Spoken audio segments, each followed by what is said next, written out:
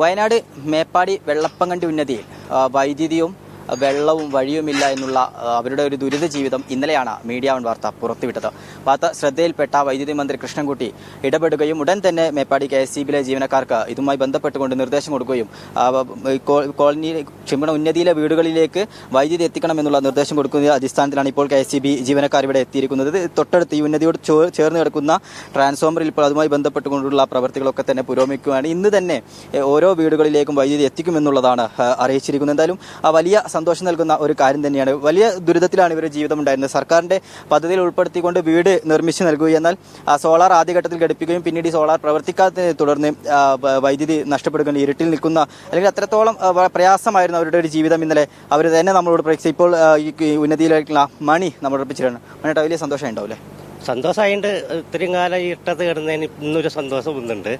എന്നാലും അടുത്ത വീടിനും കൂടി ഇതേപോലെ പെട്ടെന്ന് കിട്ടുക വെച്ചാൽ അവർക്കും ഒരു സന്തോഷം ഉണ്ടാവും, നമുക്കൊരു സന്തോഷം ഉണ്ടാവും. നന്ദി. എന്തായാലും വൈദ്യുതി മന്ത്രി ഇന്നലെ കണ്ടിട്ടാണ് ഈ ഒരു നടപടി എടുക്കുന്നത്. എന്താ പറയാനുള്ളത്?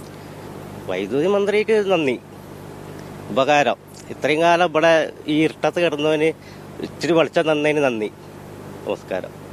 എന്തായാലും ഉന്നതിക്കാരെ സംബന്ധിച്ചിടത്തോളം വലിയ സന്തോഷം ഉണ്ടാക്കുന്ന ഒരു കാര്യം തന്നെയാണ്. ഇനി അവർക്ക് വെള്ളം വേണം, കൃത്യമായിട്ടുള്ള വഴിയും വേണം. ആ നടപടികൾ കൂടി സർക്കാർ ഇടപെട്ടുകൊണ്ട് ആ പ്രശ്നത്തിൽ കൂടി പരിഹാരമാകുമെന്ന് തന്നെയാണ് കരുതുന്നത്. ക്യാമറ പേഴ്സൺ ബബീഷ് കക്കോടിക്കൊപ്പം ഫൈസ് നെടുമ്പാല, മീഡിയ വൺ, വയനാട്.